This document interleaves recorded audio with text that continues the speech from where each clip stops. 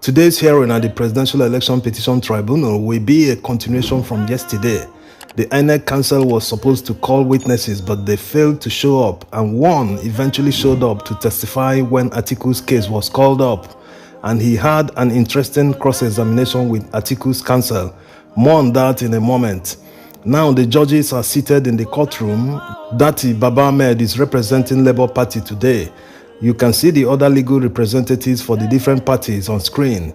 After Honorable Justice Bello addressed the court, the INEC counsel is already on his feet. My lord, before the witness takes the stand, I have a couple of documents I want to tender. The LP lead counsel immediately stood up and told the court that he will hand over the mic to Ikweto SAN to conduct the proceeding. After taking the mic, he is already addressing the court. My lord, we have subpoenas on this that we want to tender for a seamless case today with this witness. What is this seamless case you talk about? You have closed your case. You want to reopen your case again? The presiding judge asked him with a surprising look on his face.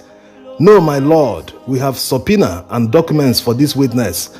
At this point, the judges are looking at each other and wondering what's going on. Then the presiding judge speaks again. You have closed your case and you want to tender again?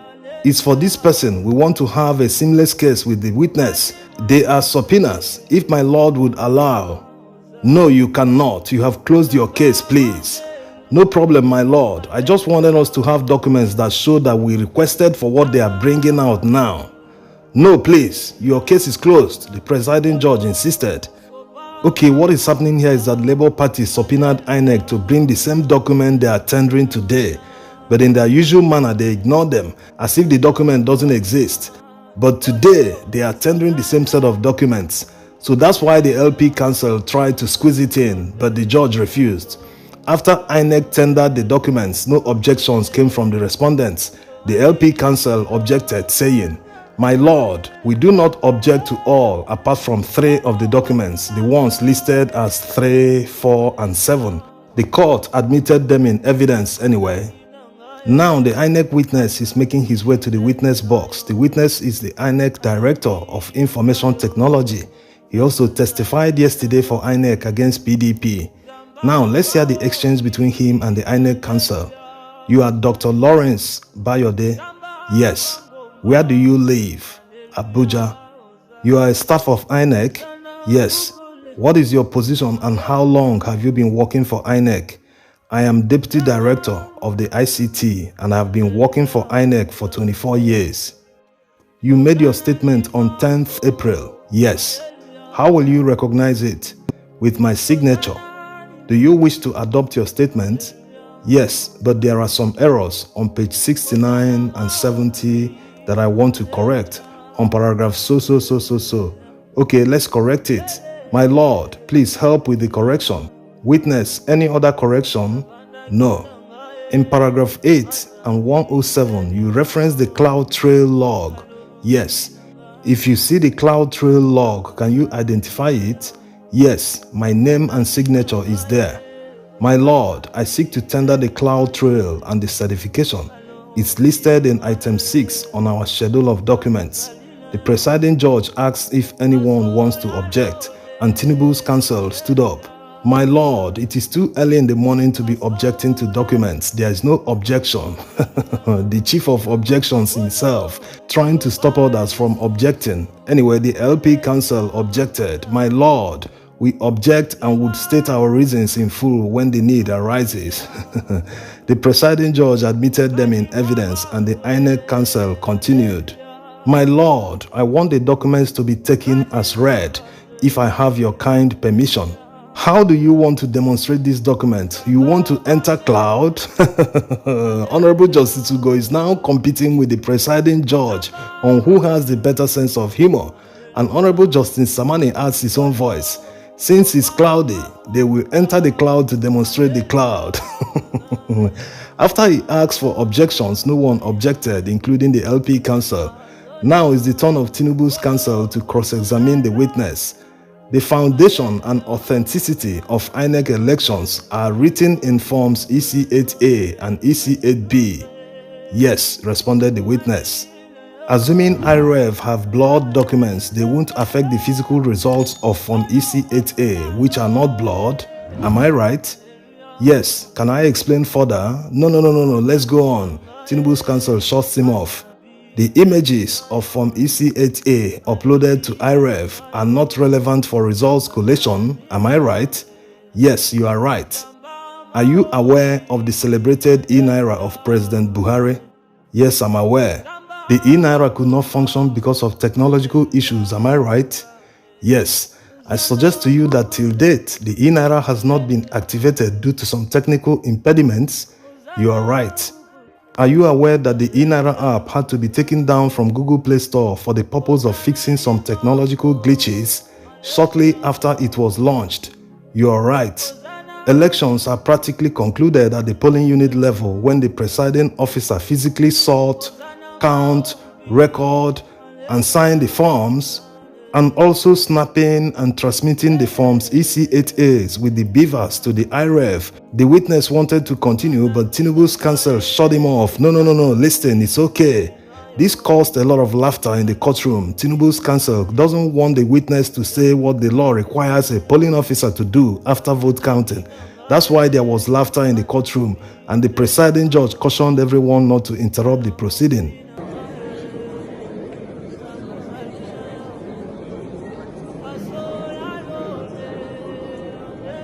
Now is the turn of the APC counsel to cross-examine the witness, and he begins.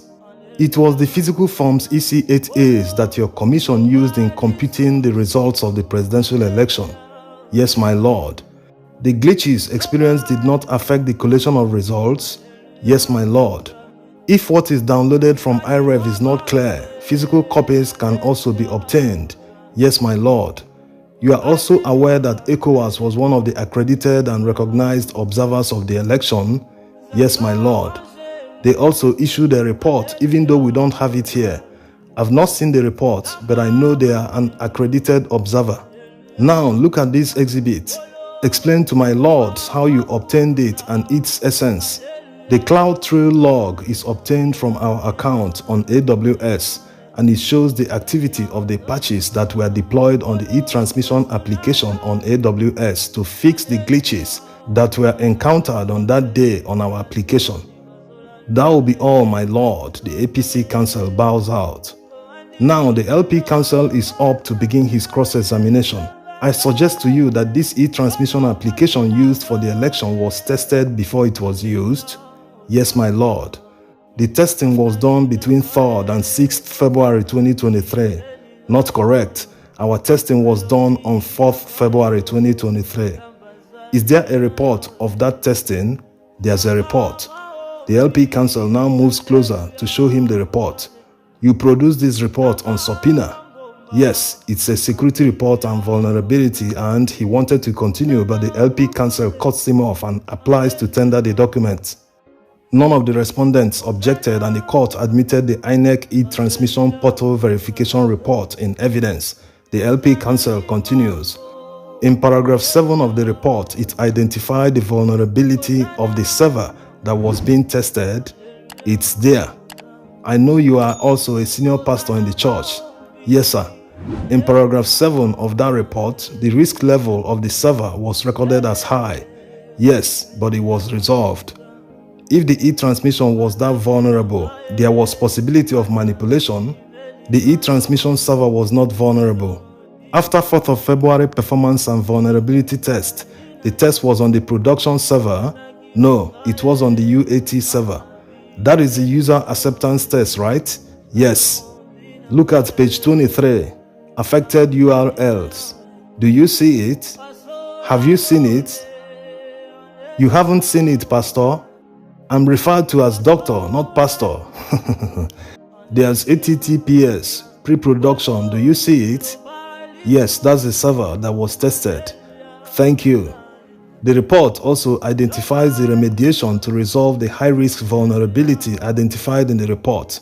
Yes. I put it to you that AWS CloudTrail log will have these features: event time, event source, event name, AWS region, source IP address, identity access management. Do you agree? They are listed. You said for every election, the hard copy of Forms EC8A are used for collation. Yes, the hard copy snapped and sent to IREV will not be different. Anything can happen during sending an image. Will it alter the content? It won't alter anything. He now moves closer to show the witness some documents certified by INEC. Look at this exhibit. What are the scores of APC on that document? This document is blurry. What are the scores? While the witness was still trying to make out the figures, the presiding judge asked him, "Does it have the scores for APC?" "It is blurry, my lord, but it doesn't affect the results."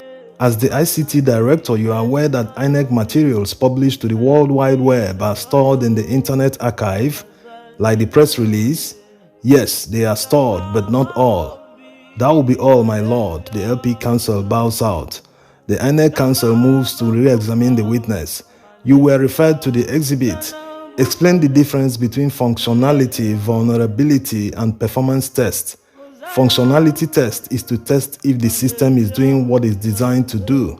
The performance test is to test how the system will behave under heavy users.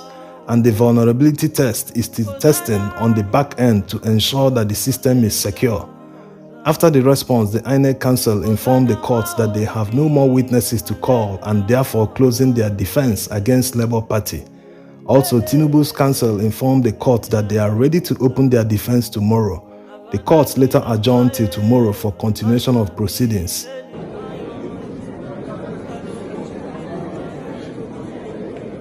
It's important to note that this same witness was cross-examined by Atiku's counsel yesterday.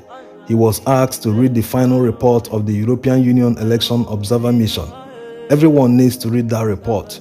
Already the APC and the government are saying that the report is threatening our democracy. This leaves one to wonder what rigging, falsifying figures, threatening and actually preventing fellow citizens from voting, which the EU observers witnessed by themselves.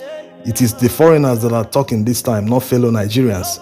These and other things that they did during the election are the real threat to Nigeria's democracy, not EU observers' report or any report for that matter.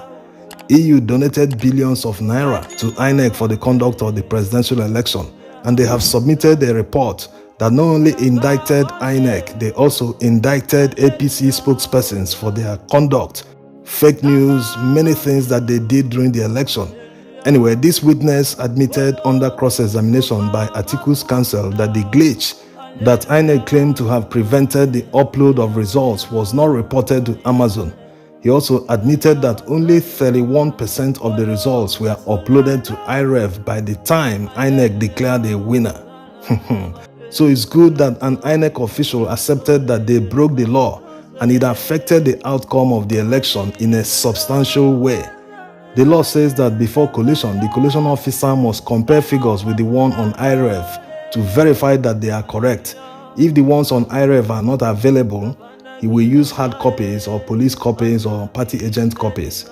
So over to the judges and see you tomorrow, and thanks for watching.